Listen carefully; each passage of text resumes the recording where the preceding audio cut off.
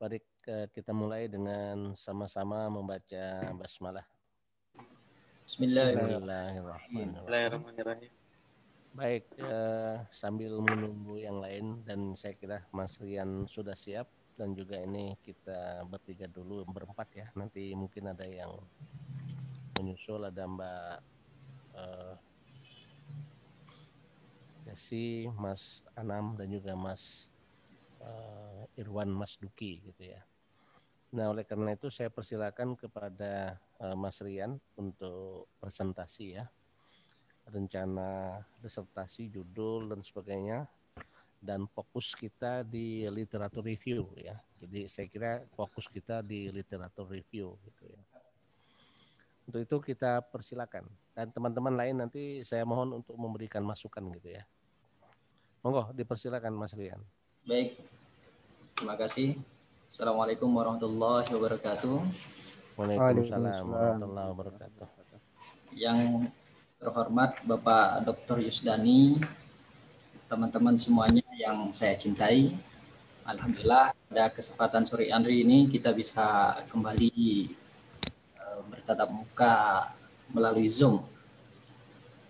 Jadi langsung saja, insya Allah proposal disertasi saya ini akan mengangkat terkait dengan fikih online shopping, perlindungan hak penjual dan pembeli dalam transaksi online di Indonesia. Jadi terakhir ini perkembangan perekonomian di Indonesia menuju dunia digital, jadi dapat kita rasakan hampir di seluruh lini. Pemenuhan kebutuhan yang dulu berpusat di pasar kini berbalik menjadi perangkat elektronik dan internet, yang mana hal tersebut dapat lebih menghemat waktu. Kemudian penemuan internet dan telepon genggam pintar ini merupakan awal mula dalam kehidupan digital dalam peradaban manusia. Nah, jika buku itu menjadi jendela dunia, maka telepon genggam itu menjadikan dunia dalam genggaman. Nah, selanjutnya, pelaku usaha menjadikan fenomena online shopping ini sebagai peluang yang memajukan dan mengembangkan usaha secara daring. Sampai saat ini juga berbicara masalah daring, bahkan kuliah kita pun dilaksanakan secara daring. Nah, karena apa? Dapat menjangkau pasar yang luas dan kemudahan dalam berbelanja atau transaksi bisnis secara online seperti itu. Nah, pada dasarnya bisnis online ini sama seperti bisnis-bisnis yang bisnis offline seperti biasanya. Nah, yang membedakan itu hanya lokasi atau tempat bisnis itu yang dijalankan. Dalam bisnis offline ada toko atau tempat yang digunakan untuk menjual barang atau jasa. Nah, sedangkan bisnis online itu menggunakan media internet sebagai tempat untuk berjualan atau berpromosi yang dilanjutkan dengan transaksi jual beli. Nah, fenomena ini, fenomena belanja secara daring ini tentunya tidak luput dari adanya dua sisi, yaitu mata uang yang selalu berdampingan, yaitu kebaikan dan keburukan. Nah, hal ini sudah seharusnya menjadi perhatian khusus bagi pelaku usaha yang terutama yaitu umat Muslim yang mengkaji halal dan haramnya praktek jual beli. Nah, Islam mengkaji secara khusus tentang hukum jual beli agar dalam transaksi jual beli itu tidak merugikan satu pihak dan membawa manfaat bagi keduanya. Rasulullah sendiri seorang pedagang yang sudah memberikan contoh bagaimana jual beli yang sesuai dengan syariat agama. Nah, sumber fikih dalam bermuamalah terdapat dalam Al-Quran surat An-Nisa yang berbunyi Bismillahirrahmanirrahim. Ya ayyuhalladzina amanu la ta'kulu amwalakum bainakum bil batil illa an takuna tijaratan an taradin minkum wa la taqtulu anfusakum innallaha kana bikum rahima. Yang artinya, hai orang-orang yang beriman, janganlah kamu saling memakan harta sesamamu dengan jalan yang batil, kecuali dengan jalan perniagaan yang berlaku dengan suka sama suka di antara kamu.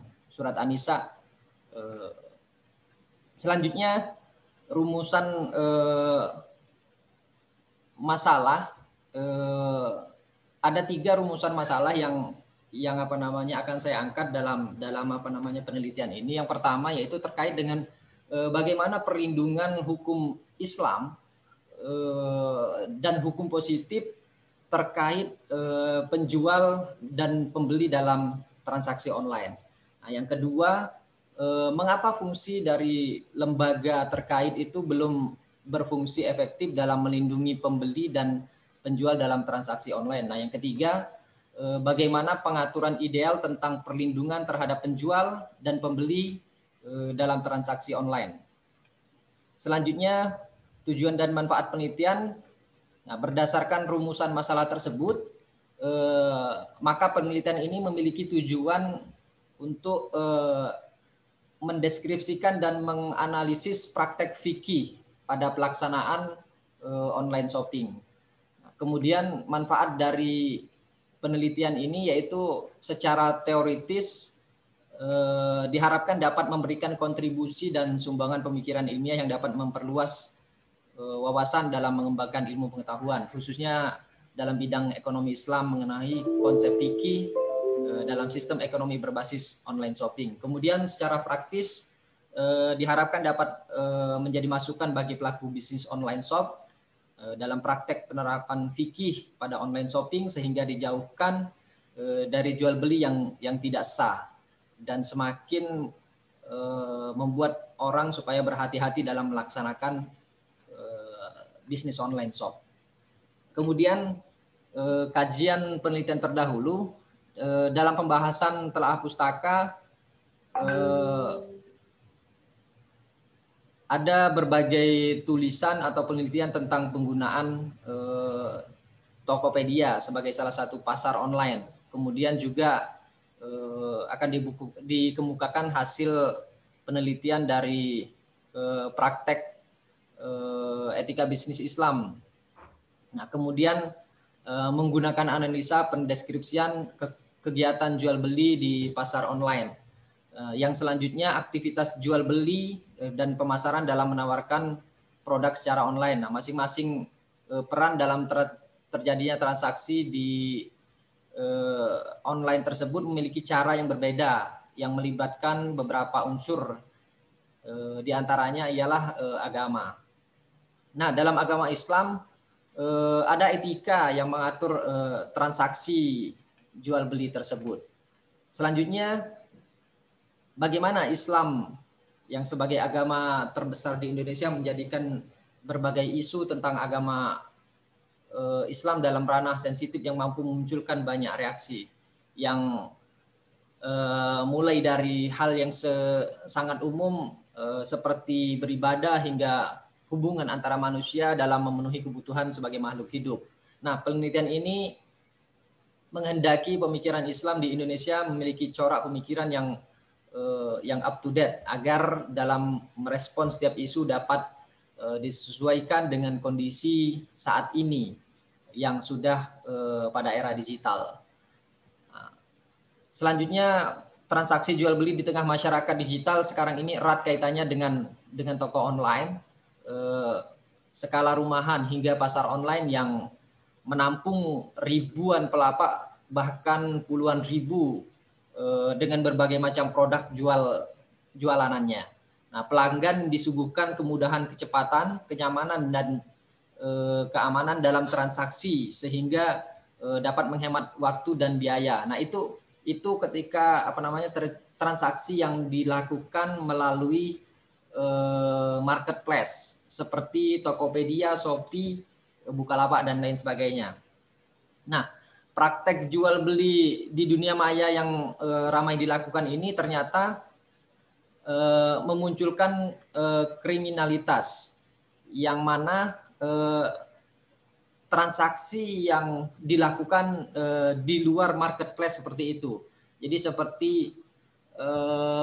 di Facebook, di Instagram, di WhatsApp dan lain sebagainya. Nah, bahkan kini pihak kepolisian itu membentuk cybercrime yang khusus menangani kriminalitas transaksi di dunia maya. Namun belum menjelaskan atau menjawab dari permasalahan yang ada.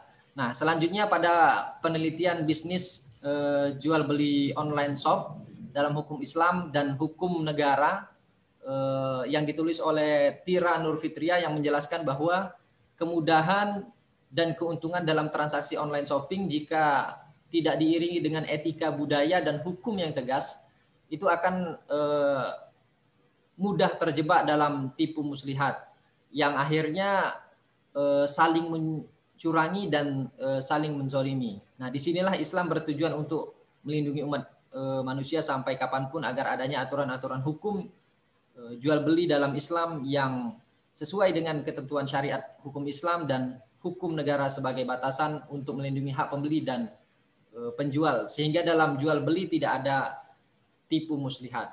Nah, kemudian pada tulisan jual beli online yang aman dan syar'i ini yang ditulis oleh mahasiswa dan ini studi terhadap pandangan pelaku bisnis online mahasiswa dan alumni Fakultas Syariah dan Hukum UIN Sunan Kalijaga yang ditulis oleh Friska. Di situ menjelaskan bahwa yang paling diutamakan dalam belanja online adalah kejelian melihat identitas si penjual, kemudian kualitas dan harga barang serta keamanan dalam bertransaksi. Aman saja itu belum belum tentu syar'i. Nah, kemudian tulisan jual beli online menurut pandangan hukum Islam, tulisan Munir Salim yang menjelaskan bahwa penggunaan teknologi modern seperti komputer atau telepon genggam sebagai alat bantu guna memperlancar kegiatan usaha jual beli merupakan salah satu dari strategi pemasaran yang sangat menguntungkan. Kemudian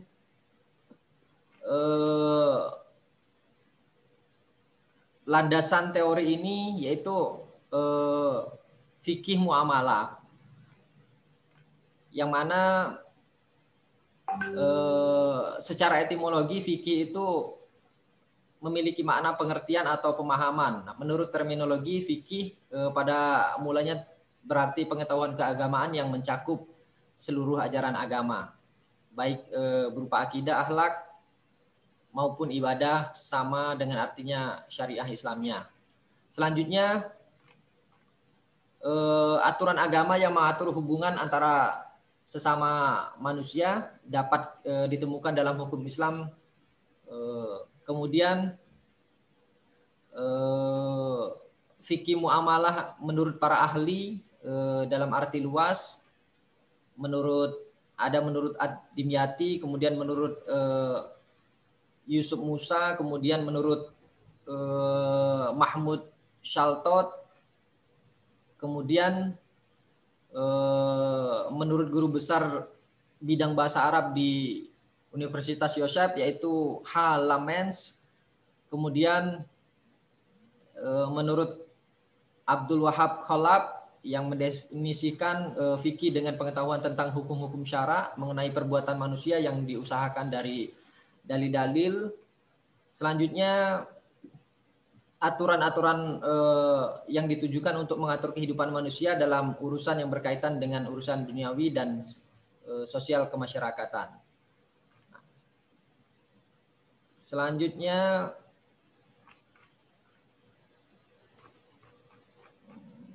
ruang lingkup dari fikih muamalah terdapat dua bagian. Yang pertama yaitu muamalah al-adadiyah dan yang kedua yaitu muamalah al-madiniyah.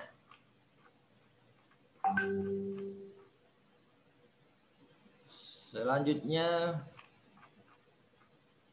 nah terkait dengan jual beli. Jual beli ini secara etimologi yang berarti saling menukar harta dengan harta melalui cara tertentu yang didefinisikan oleh Syed Sabiq, yaitu saling menukar harta dengan harta atas dasar suka sama suka. Selanjutnya menurut Ali Hasan, sebagaimana yang dikutip oleh Khutbuddin Aibak, yaitu jual beli merupakan salah satu kegiatan yang telah memasyarakat di kalangan umat manusia dan agama Islam, telah memberi peraturan dan dasar yang cukup jelas dan tegas. Adapun sifat yang harus dipraktekkan dalam jual beli adalah kejujuran, karena sangat penting sebagai sifat yang akan menolong pribadi manusia itu. Kemudian menurut 4 ulama mazhab, pertama mazhab Hanafi, kemudian mazhab Maliki, kemudian mazhab Syafi'i, dan yang keempat mazhab Hambali. Nah, dalam hukum positif, salah satunya di dalam Undang-Undang Hukum Perlindungan Konsumen tidak disebutkan secara tersurat definisi mengenai jual beli. Hukum perlindungan hanya menjelaskan siapa saja dari subjek yang terlibat dalam jual beli dan juga objek apa yang ada dalam jual beli. Itu terdapat dalam buku Hukum Perlindungan Konsumen yang ditulis oleh Celina Trisiwi Kristianti. Kemudian pada dasarnya terjadinya kontrak jual beli itu antara pihak penjual dan pembeli adalah pada saat terjadinya persesuaian kehendak dan pernyataan antara keduanya, dan juga dengan barang dan harga yang menjadi objek jual beli tersebut. Meskipun barang tersebut belum ada di depan mata dan belum diserah terimakan, setiap orang berhak menentukan kontrak yang mereka buat tanpa terikat oleh suatu apapun. Karena dalam jual beli hukum kontrak ada beberapa asas yang wajib dilaksanakan, yaitu membuat atau tidak membuat perjanjian, mengadakan perjanjian dengan siapapun.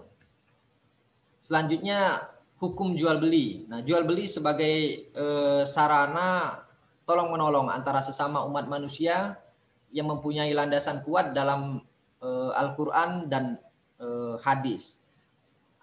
Terdapat sejumlah ayat yang membicarakan jual beli. Di antaranya ada surat Al-Baqarah ayat 275. Kemudian jual beli itu diperbolehkan oleh Allah dan riba itu diharamkan oleh Allah. Terdapat dalam surat Al-Baqarah ayat 282. Kemudian banyak dalam Al-Quran, terus di dalam hadis.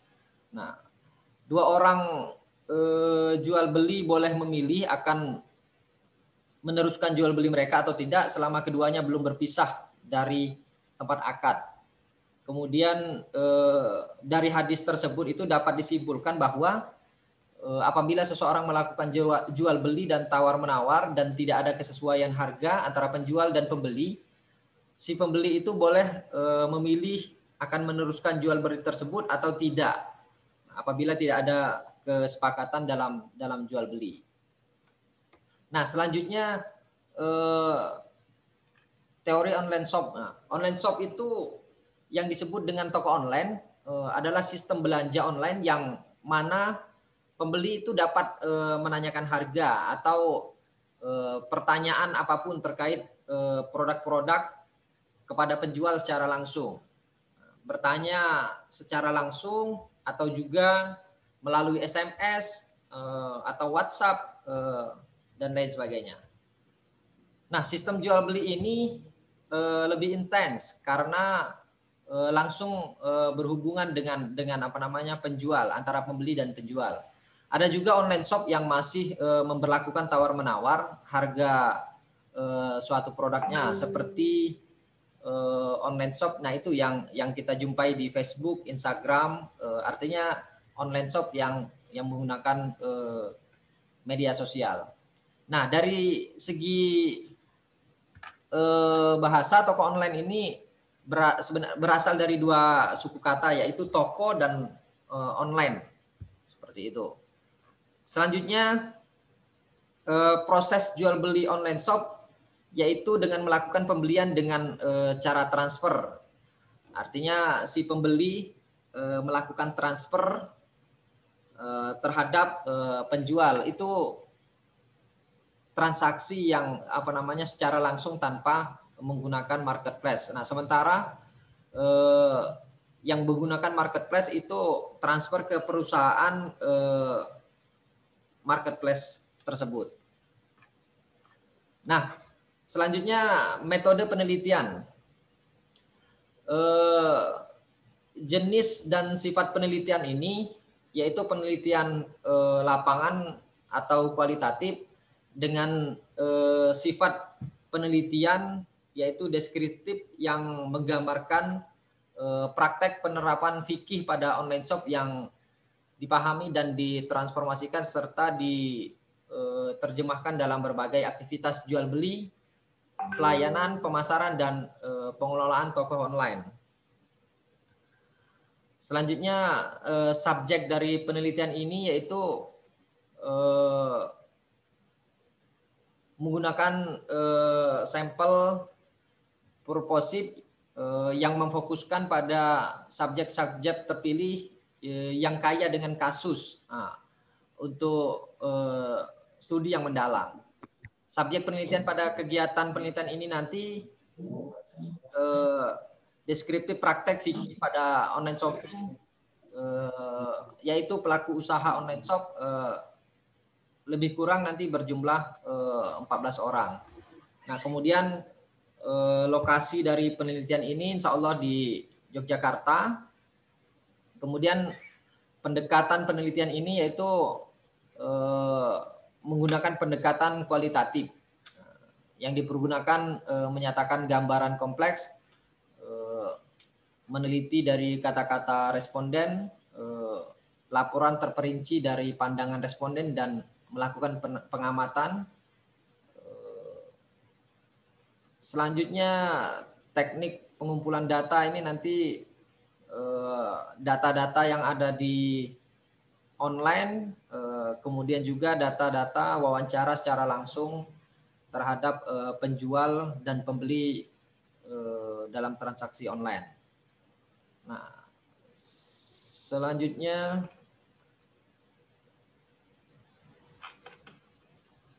analisis data. Ini terdapat 3 hal utama untuk menganalisis data, yaitu reduksi data, penyajian data, dan penarikan kesimpulan atau verifikasi yang sebagai suatu yang menjalin satu sama lain sebelumnya, seperti itu. Kemudian sistematika pembahasan dalam penulisan ini nanti bab 1 sebagai pendahuluan yang memaparkan latar belakang. Selanjutnya bab 2 yang berisikan penjelasan dari beberapa teori yang dipakai dalam penelitian ini yang sebagai sumber-sumber referensi, buku dan jurnal. Kemudian bab 3 yaitu berisi tentang tempat penelitian, kemudian deskripsi objek penelitian. Selanjutnya bab 4 ini menjelaskan tentang hasil dari penelitian. Nanti kemudian bab 5 yaitu penutup. Mungkin begitu dulu. Terima kasih. Assalamualaikum warahmatullahi wabarakatuh.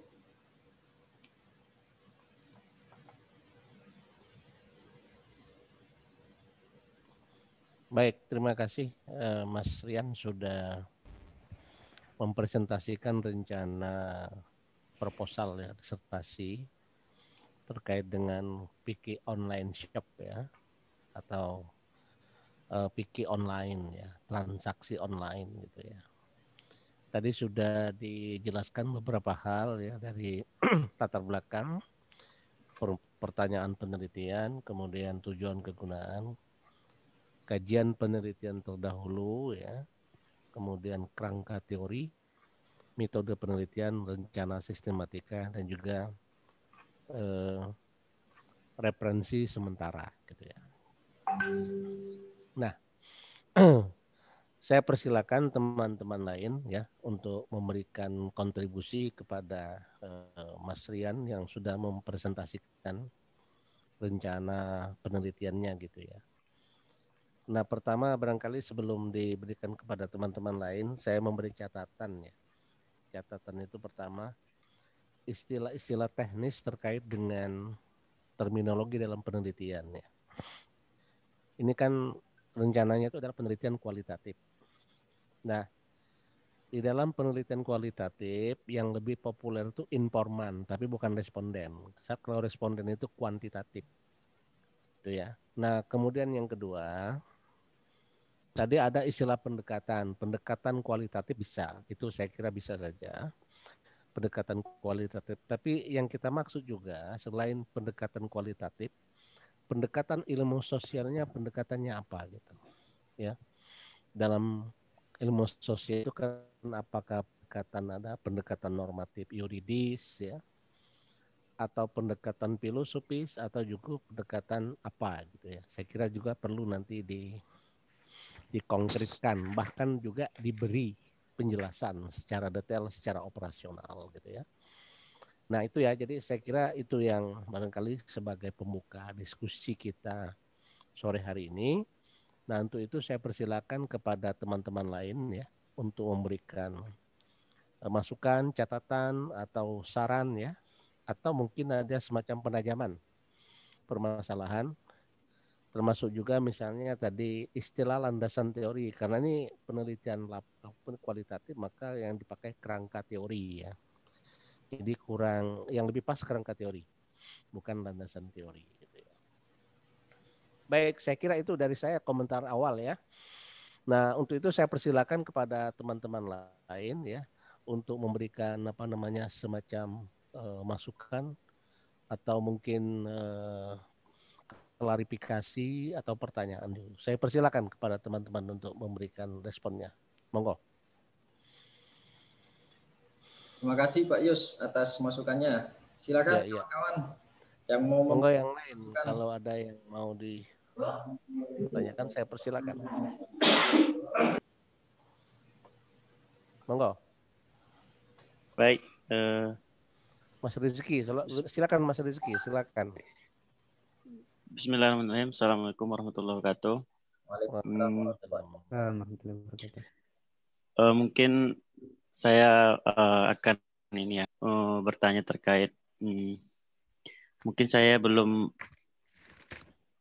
bisa menangkap dari yang disampaikan Kak Rian bahwa dari penelitian ini nanti kalau misalkan dalam metode penelitiannya ini nanti mengambil yang jadi objek penelitiannya atau cara untuk objek penelitiannya nanti ini karena kan penelitian kualitatif ya. Jadi nanti objek yang jadi penelitiannya apa gitu. Kemudian yang kedua tidak jauh dari temuan dari disertasi ini atau novelty-nya nanti dan apa yang bisa dijadiin masukan ke depannya gitu dari disertasi tersebut. Terima kasih Kak Rian. Baik, mau dijawab dulu atau kita menunggu yang lain untuk memberikan respon? Monggo yang lain. Silakan. Ya, bismillahirrahmanirrahim. Assalamualaikum warahmatullahi wabarakatuh. Waalaikumsalam. Silakan Mas Irwan Sasmita, monggo. Ya, Dari pemaparannya Mas Ira ini bagus. Cuman mungkin ada satu masukan di sistematika pembahasannya Mas Yan. Ya. Tadi itu dijelaskan terlalu singkat kayaknya. Mungkin ada lebih penjabarannya. Misalnya bab 3 tempat penelitian, subjek penelitiannya ada uraiannya sedikit. Sehingga tidak terlalu monoton dan terlalu singkat ini. Misalnya bab 1 pendahuluan sampai bab 5 penutup gitu. Mungkin ada deskripsinya sedikit, penjelasannya sedikit gitu. Karena sistematika pembahasan ini menggambarkan deskripsi, menggambarkan disertasi kedepannya itu seperti apa, sehingga bisa dilacak seperti itu. Kemudian kedua, mungkin ini saya kemarin itu waktu di Indonesia, ini pengalaman saya nih Mas Rian. Waktu di Indonesia pernah suatu saat saya melihat ini di internet itu online ini, jual beli online ini. Kemudian saya tertarik pada suatu barang, baju saya beli waktu itu. Kemudian ketika saya klik baju itu dan kami nego, memang bisa nego di sana itu. Ya. Nego harga kan, nego harga. Kemudian setelah nego harga, sip harganya, kemudian saya bayar lewat ini transferan. Kemudian ketika sudah kami bayar, barangnya datang tapi tidak sesuai dengan tidak sesuai dengan pesanan. Mungkin nanti di disertasinya Mas Riam bisa ada langkah-langkah lah, trik-trik untuk mengamankan agar konsumen tidak rugi seperti itu. Karena kalau sudah kita bayar, kemudian barangnya tidak sesuai dengan pesanan, kita tidak bisa protes. Kalaupun protes ya bla bla bla bla lagi. Panjang sekali itu prosedurnya. Itu saja mungkin masukan dari kami Mas Rian. Terima kasih Ustadz Irwan Sasmita. Mas Anam silakan. Mas Anam belum join lagi ya? Oke, mungkin saya tanggapi dulu ya Pak Yus. Silakan. Oke, mungkin pertama dari Mas Rizky ini. Terima kasih ini Mas Rizky atas pertanyaannya. Ini pertanyaannya luar biasa, ini berat ini. Jadi terkait dengan objek penelitian ini. Nah, objek dari penelitian ini yaitu orang-orang yang menjadi penjual dan yang menjadi pembeli dalam transaksi online. Pertama itu. Nah, kedua yaitu ini transaksi online yang dilakukan lewat media sosial seperti Facebook, Instagram. Nah, mungkin dua itu sih. Facebook, Instagram dan WhatsApp. Nah, jadi itu yang akan kami jadikan objek dari penelitian ini. Nah, selanjutnya terkait dengan novelty atau temuan. Jadi seperti yang kami tuliskan di dalam judul, fikih online shopping, perlindungan hak penjual dan pembeli dalam transaksi online. Artinya temuan atau kebaharuan dari penelitian ini akan memunculkan bagaimana sebenarnya perlindungan terhadap baik penjual maupun pembeli yang seharusnya dilakukan oleh yang berwajib dalam transaksi online seperti itu. Nah, artinya ke depan sebenarnya transaksi online kalau yang sudah dilakukan di marketplace itu sudah jauh lebih aman. Jauh lebih aman dalam artian di marketplace itu sudah ada pusat resolusinya. Artinya, nah ini langsung menjawab ke pertanyaan kedua dari Ustadz Irwan tadi. Nah, artinya ketika ada barang yang tidak sesuai pesanan yang dikirim oleh penjual, maka pembeli bisa melakukan komplain. Jadi nanti kalau di marketplace itu sudah ada tadi pusat resolusinya, artinya pembeli itu bisa komplain ke pusat resolusi itu. Nah, dia tinggal klik tombol resolusi itu. Nah, nanti itu dia menceritakan alasannya kenapa dia mengklik tombol pusat resolusi itu. Nah, tadi barangnya tidak sesuai, harusnya yang dikirim itu warna hitam, yang dipesan itu warna hitam, sementara yang dikirim warna putih. Nah, kemudian di situ antara penjual dan pembeli itu kan ada apa namanya komunikasi di situ. Nah, ketika komunikasi itu tidak ada titik temunya, dari pihak marketplace ini yang menjadi penengah. Nah, sementara transaksi yang dilakukan di media sosial seperti Facebook, WA, dan Instagram itu tidak ada pusat resolusinya. Sejauh ini yang dilakukan oleh pembeli ketika mengalami seperti yang ditanyakan oleh Ustadz Irwan tadi itu, nah itu hanya memposting di grup-grup Facebook, misalnya ini yang ada di Facebook. Nah, ada beberapa grup Facebook. Nah, contoh kalau di Yogyakarta itu ada Facebook Info Cegatan Jogja. Nah, pembeli melakukan posting di Facebook tersebut yang mana transaksi yang sudah dilakukannya tadi ya seperti tadi kan barang yang dibeli atau yang dipesan warna hitam, yang kirim warna putih, atau uang sudah ditransfer barang nggak dikirim, atau apapun ini apa persoalannya. Jadi sejauh ini baru pelaporan lewat apa namanya grup-grup Facebook. Nah, sebenarnya sudah apa namanya sudah ada, sempat saya temukan beberapa waktu yang lalu itu website yang mana orang yang merasa dirugikan dalam transaksi online itu bisa melapor ke website tersebut, Tapi sejauh ini masih banyak memang orang yang belum itu. Nah, website itu dibuat oleh Kemenfo, Kementerian Komunikasi dan Informasi. Nah, tapi memang sejauh ini website tersebut belum banyak diketahui orang atau diakses oleh orang. Ya mungkin tadi terkendala ya apa promosinya atau share informasinya yang apa namanya cukup kurang. Nah, ini masuk nanti ke rumusan masalah yang akan kami teliti, rumusan masalah yang kedua. Jadi mengapa fungsi lembaga terkait itu belum berfungsi secara efektif dalam melindungi baik itu pembeli maupun penjual dalam transaksi online seperti itu. Nah, selanjutnya pertanyaan yang pertama dari Ustadz Irwan Sasmita tadi terkait dengan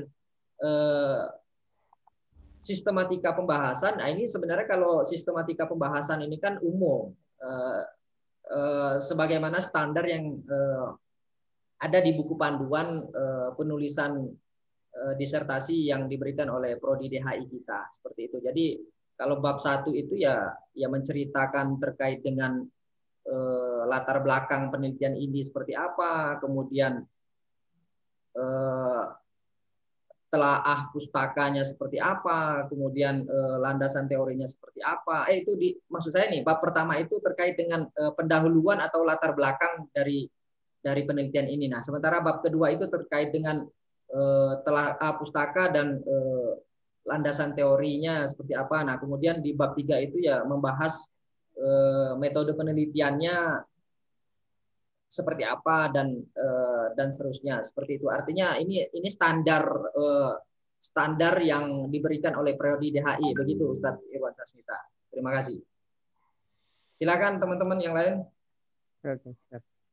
Monggo yang lain kalau ada tambahan saya persilakan, atau ada penajaman juga saya persilakan.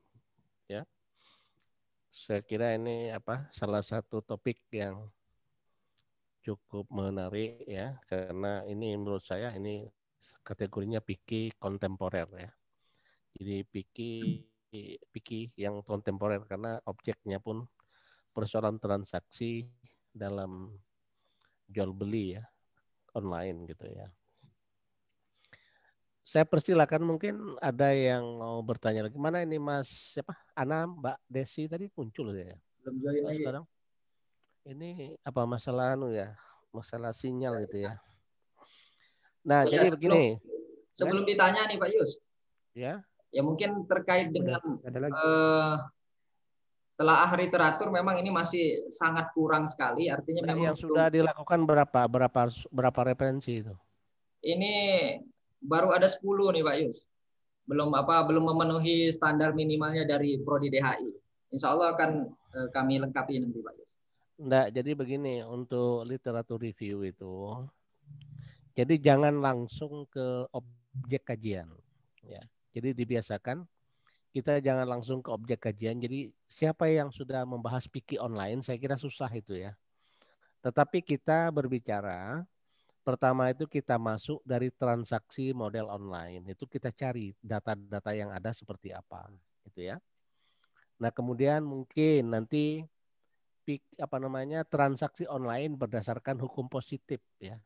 Yaitu kita cari berbagai literatur atau berbagai riset yang sudah dilakukan terkait dengan permasalahan itu ya.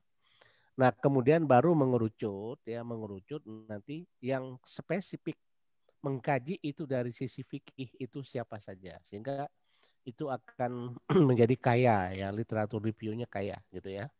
Dan pada akhirnya kan kita akan mengantarkan kepada sebuah statement, ternyata riset yang akan dilakukan ini di samping memang belum terlalu banyak yang menjelaskan, datanya masih kurang gitu kan dari sisi kajian.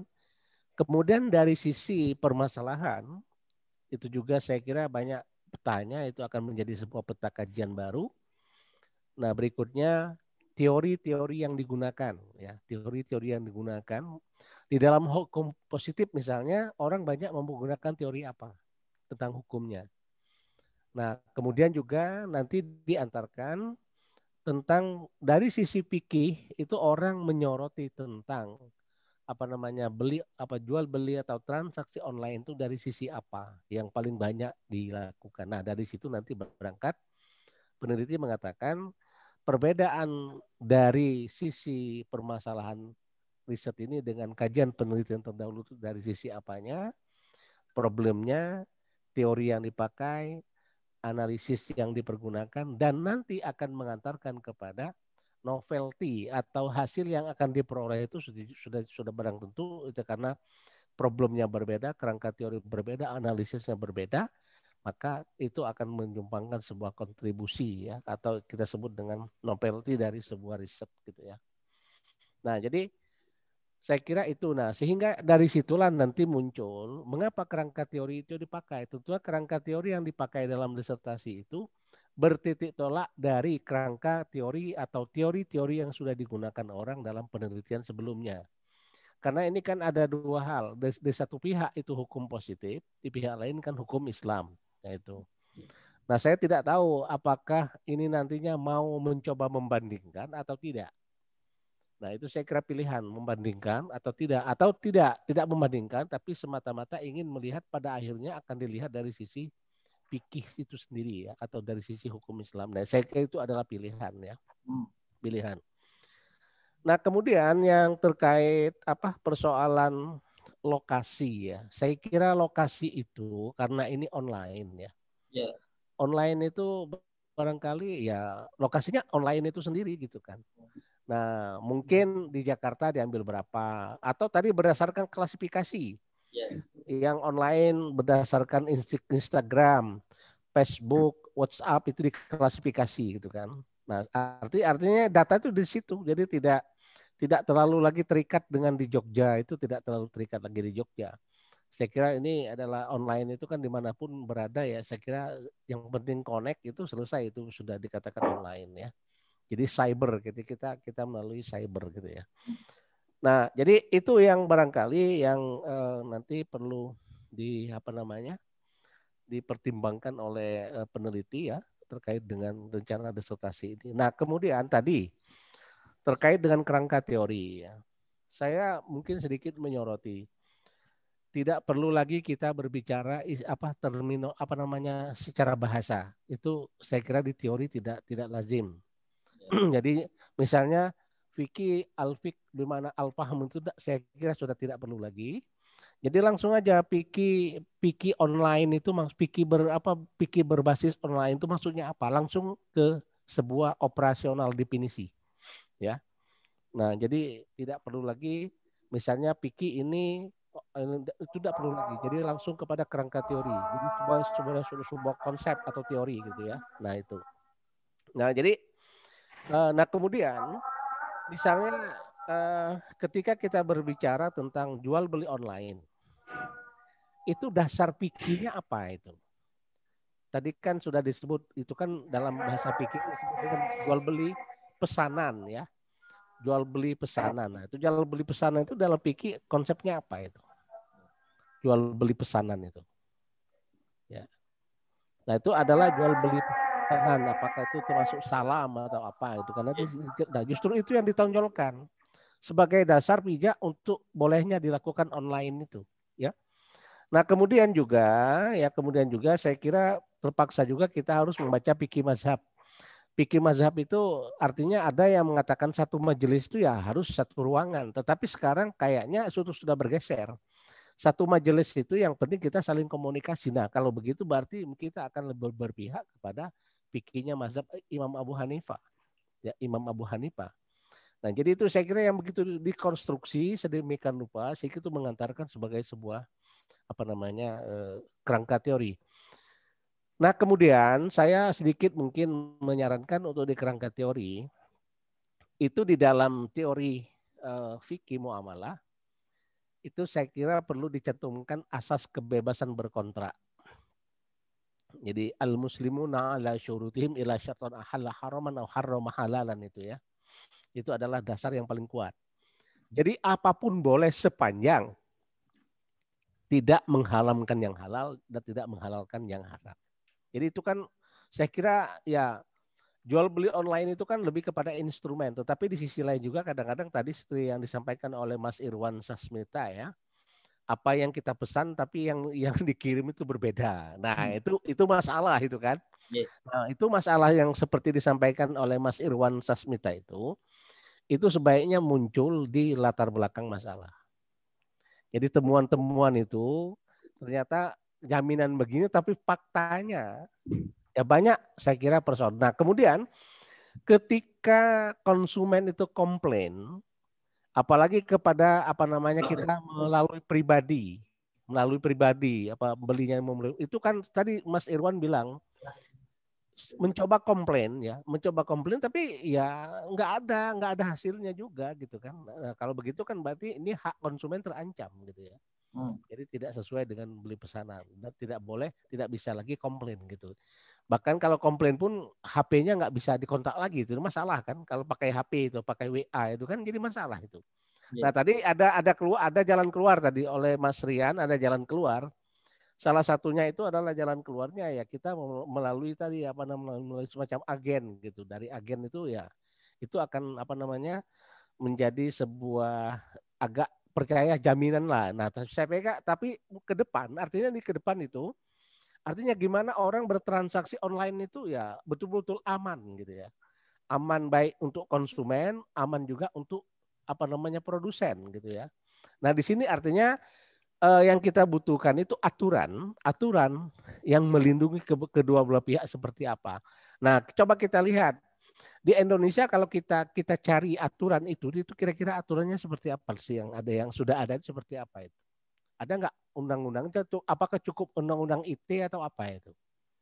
Nah, itu saya kira itu menarik, itu kan menjadi sebuah elaborasi penting nanti di dalam kajian ini gitu ya. Jadi saya kira itu yang barangkali yang akan menarik itu. Nah, kemudian untuk metode penelitian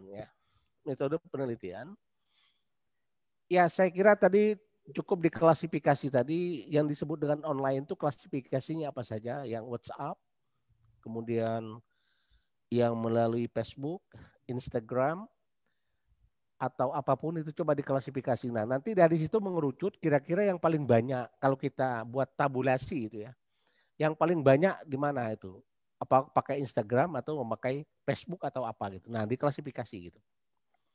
Nah, nanti dari masing-masing klasifikasi itu ada nggak masalah-masalah yang muncul. Nah, dari situ nanti diklasifikasi lagi masalah. Nah, nanti Dari situ juga nanti ada yang melalui jual beli melalui pribadi, individu, atau melalui agen tadi. Nah itu saya kira itu model itu perlu dipetakan sehingga itu menjadi jelas. Nah dari situ nanti baru dianalisis ke depan. Kira-kira hukum seperti apa yang bisa melindungi baik konsumen maupun produsen. Dan itulah yang menurut saya temuan penting dari disertasi ini nanti kalau diajukan sebagai sebuah rencana tugas akhir gitu ya. Nah, jadi saya kira itu sebagai masukan awal ya untuk rencana disertasi ini seperti itu. Saya kira itu komentar saya dari saya. Terima kasih dan mungkin ada pertanyaan lanjutan dari teman-teman, saya persilakan. Baik, terima kasih Pak Yus. Ya, sama-sama. Ini Pak Yus, jadi Ya. Mungkin ini minta masukan juga. Jadi kalau tadi kan sudah saya sempat sampaikan juga, kalau transaksi yang ada di marketplace seperti Tokopedia, Shopee, Bukalapak, itu kan tadi sudah ada pusat resolusinya. Artinya orang-orang yang punya masalah dalam transaksi itu, nah itu tadi bisa diselesaikan di situ. Nah, sementara kan yang belum ada kayak Facebook, Instagram atau WhatsApp itu sendiri kan belum ada tempat khusus seperti yang di marketplace tadi. Nah, tapi memang ya tadi dari Kemenfo itu kan memang sudah ada wadah untuk melaporkan itu, memang belum maksimal kan seperti itu. Nah, sebenarnya fokus yang mau saya angkat ini kan transaksi yang ya bisa kita katakan bermasalah lah, yang ada di Facebook, yang ada di media sosial lah, itu baik itu di Facebook, Instagram atau di WhatsApp seperti itu. Iya. Nah, tapi biasanya gini, transaksi yang sampai ke WhatsApp itu biasanya melalui Facebook dulu atau Instagram dulu, seperti itu. Iya. Nah, itu Pak. Nah, yang penting itu kan itu ada undang-undang atau perlindungan hukum ya, baik bagi konsumen maupun produsen itu ya. Jadi saya kira itu kuncinya adalah perlindungan hukum. Nah, bentuk perlindungan hukumnya seperti apa? Saya kira itu yang perlu dielaborasi gitu ya. Nah, jadi artinya bagaimana dibuat semacam aturan untuk melindungi baik konsumen maupun produsen atau penjual dan pembeli itu. Nah, sekarang yang menjadi pertanyaan adalah bagaimana bentuk perlindungan hukum yang perlu kita lakukan sehingga itu kan sebetulnya itu merupakan peluang bisnis. Selama kalau peluang bisnis itu nanti terjamin semuanya, saya kira ya akan mengurangi orang jual beli langsung yang selama ini dilakukan gitu ya. Kecuali memang dalam keadaan emergensi gitu ya. Sehingga itu juga dampaknya baik kepada negara ya atau pemerintah. Saya kira pemerintah juga berkepentingan itu nanti kan masalahnya pajak. Di situ kan ada pajak. Ya. Nah, itu pajak itu akan meningkatkan income bagi pemerintah gitu ya, pajak gitu ya. Nah, juga dari sisi lain saya kira orang akan lebih aman, misalnya bagaimana menjaga merasa aman ya bertransaksi itu barangkali yang perlu dirumuskan. Nah, nanti coba dilihat aturan yang sudah ada di mana itu. Nah, terus bagaimana di mana lemahnya, kemudian apa yang solusinya dari aturan itu. Nah, mungkin saya kira itu yang barangkali yang perlu dirumuskan oleh peneliti, kira-kira bentuk perlindungan hukum seperti apa baik bagi produsen maupun bagi konsumen yang perlu dilakukan sehingga orang bertransaksi itu menjadi aman. Nah, tentunya di situ adalah kewajiban dan tugas negara atau pemerintah untuk membuat perlindungan itu. Nah, sekarang kalau konsep PIKI, bagaimana PIKI menjelaskan itu, membuat perlindungan seperti apa? Ya. Nah, jadi saya kira itu. Jadi ini artinya nanti akan dijelaskan masih banyak kekurangan aturan di situ. Nah, apa rumusan aturannya? Baik hukum positif maupun hukum Islam. Nah, itu barangkali bentuknya. Jadi artinya di situ betul-betul nanti membuahkan hasil PIKI PIKI transaksi online itu seperti ini. Nah, itu jadi saya kira konsepnya itu nanti ya. Nah, oleh karena itu tentunya di sini yang menjadi tantangan merumuskan itu seperti apa. Saya akan terlihat nanti kasus per kasus kita analisis. Begitu. Saya kira itu penjelasan saya, mudah-mudahan bisa dipahami. Mungkin teman-teman lain masih ada yang perlu memberikan masukan, saya persilakan. Cukup kayaknya. Cukup ya. Untuk ke Ya. depan siapa ini yang akan presentasi ke depan ini? Rizky. Mas Mas Rizky. Rizky, Mas Rizky bukan Mas Irwan Sasmita? Mas Irwan juga boleh. Iya, boleh Nanti lah. belakangan Nanti, kayak. ya nanti anu ya. Oke. Nanti Oke, mungkin saya kalau belakangan, Pak. oh gitu. Tapi ini masih di Ya. Mekah ini, apa sudah pulang ini? Masih di Mekah ini. Referensi buku Indonesia itu jarang ada di sini, Pak. Oh gitu ya. Oke. Ya, harus Oke lah, banyak carilah baca jurnal buku-buku bahasa saja. Arab itu yang kira-kira bisa dibawa pulang itu. Ya nanti Insya Allah mungkin banyak kalau buku bahasa Arab, Pak. oke itu nanti bisa dibawa pulang itu untuk teman-teman yang apa namanya terkait dengan masalah pikir-pikir kontemporer ini kan begitu. Iya, ya, Ustaz. Ya, Tinggal baik. dikirimkan anunya saja, judulnya saja nanti kita cari. Oke. Ya. Siap, Baik, siap. saya kira kita anggap cukup ya. Ini cukup produktif pertemuan kita ini. Dan tentunya begini yang saya maksud, teman-teman yang sudah presentasi, yang sudah dikatakan layak itu segera untuk merevisi. Dan harapan saya habis teori ini langsung diajukan untuk dijadikan betul-betul tugas akhir. Karena menurut saya ini waktunya ini kita apa namanya betul-betul dituntut. Karena mengapa? Ini aturan pemerintah ini kan tidak ada lagi yang namanya cuti tidak cuti dianggap sama gitu kan. Dan waktunya sudah tidak bisa ditawar-tawar. Pokoknya S3 itu maksimal 14 semester.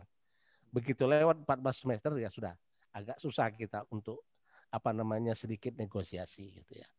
Jadi saya kira itu dari saya dan mudah-mudahan nanti diinformasikan juga kepada Mas Irwan Mas Duki, kemudian Mbak Desi dan juga Mas Anam gitu ya. Baik, kalau sudah tidak ada lagi saya ucapkan terima kasih kepada pemakalah Mas Rian, Mas Irwan Sasmita ya, dan juga Mas Rizky ya. Saya kira kini cukup produktif kita diskusi sore ini. Baik, saya kira itu dan kita akhiri pertemuan kita sore ini dengan sama-sama membaca hamdalah. Alhamdulillahirrahmanirrahim. Wassalamualaikum warahmatullahi wabarakatuh. Waalaikumsalam warahmatullahi wabarakatuh. Waalaikumsalam.